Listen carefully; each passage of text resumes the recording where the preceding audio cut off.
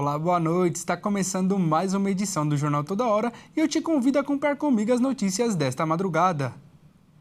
Começo falando do Banco Central, que ampliou o cerco ao Banco Master. Foi decretada a liquidação extrajudicial da REAG, distribuidora de títulos e valores mobiliários com sede em São Paulo. A instituição é suspeita de lavagem de dinheiro por meio de empresas de finanças e tecnologia ligadas ao PCC. O Banco Central decretou a liquidação extrajudicial da REAG Investimentos, uma das maiores gestoras do país. A instituição, fundada pelo empresário João Carlos Mansur, foi alvo da segunda fase da Operação Compliance Zero, que apura um esquema financeiro envolvendo o Banco Master, liquidado em novembro do ano passado. O ato, assinado pelo presidente do Banco Central, Gabriel Galípolo, cita o comprometimento da situação econômico-financeira da empresa e também violações relevantes às normas do sistema financeiro nacional. Segundo o Banco Central, a gestora descumpriu regras de gerenciamento de risco, compliance e auditoria, o que motivou o fechamento compulsório. A decisão da autoridade monetária ocorre em meio a um avanço das investigações sobre operações envolvendo o Banco Master.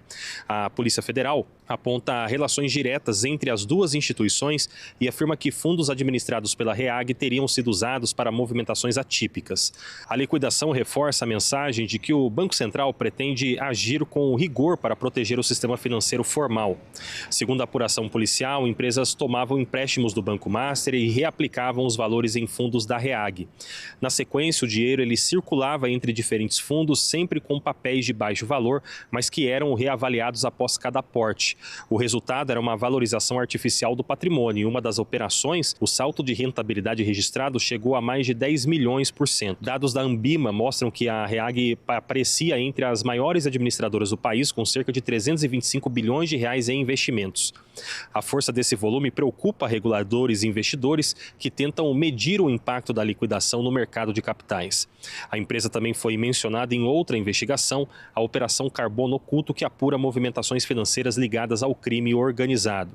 A REAG sempre negou qualquer envolvimento com ilícitos, mas voltou ao centro da apuração durante a primeira fase da Compliance Zero, que atingiu diretamente o Banco Master e resultou na prisão de executivos. Agora, com a liquidação, o Banco Central nomeou um liquidante responsável por administrar a empresa e conduzir o encerramento das operações.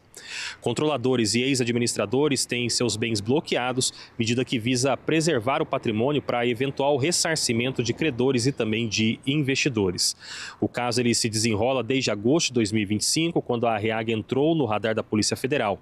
De lá para cá, foram deflagradas 2 operações, prisões de executivos, bloqueios de bens e 2 liquidações extrajudiciais, incluindo a do Banco Master.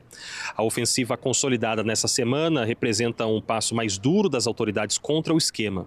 O Banco Central afirmou que vai seguir adotando medidas para apurar responsabilidades, o que pode inclusive incluir punições administrativas e compartilhamento de informações com outros órgãos de controle e investigação. E falando sobre a REAG ainda, um técnico espanhol de um time indiano de futebol aparece como sócio de uma empresa que tomou um empréstimo de 468 milhões e 800 mil reais do Banco Master e logo depois investiu valores semelhantes em um fundo administrado pela própria REAG. O treinador nega ter uma firma no Brasil. As investigações do Ministério Público Federal apontam que o Master concedia empréstimos para empresas que, na sequência, repassavam quase todo o valor a fundos administrados pela REAG, compostos por investimentos em papéis de baixo valor. Uma delas é a BMCO Mirage, registrada em São Paulo como atacadista de produtos alimentícios. A empresa, com capital social de 900 mil reais, recebeu 468 milhões e 800 mil reais. Em seguida, aportou 444 milhões de reais em um fundo ligado à REAG que tinha em sua carteira de investimentos papéis considerados sem valor do extinto Banco do Estado de Santa Catarina. A BMCO Mirage tem como sócio o espanhol Juan Pedro Benali Ramou, técnico do Northeast United, clube da Superliga Indiana. Ele nega ter uma empresa no Brasil e disse desconhecer pessoas relacionadas ao negócio. Na ficha cadastral da empresa consta que Juan Pedro é espanhol, o que ele confirma, e que mora em Abu Dhabi. O técnico diz já ter residido nos Emirados Árabes Unidos. Além disso, consta um CPF registrado em seu nome, com a data de nascimento correta, mas ele diz desconhecer o documento. De acordo com as investigações da Compliance Zero, o Banco Master concedia empréstimos a empresas que, posteriormente, reaplicavam recursos em fundos de investimento da REAG. O caminho do dinheiro mostra que milhões de reais eram transferidos de um fundo a outro por meio de uma série de transações relâmpago em um curto período. Os fundos eram compostos por papéis de baixa liquidez. Ao longo dessa cadeia de transações, os títulos presentes nos fundos passavam por reavaliação, o que resultava em um valor inflado muito superior ao seu preço de fato.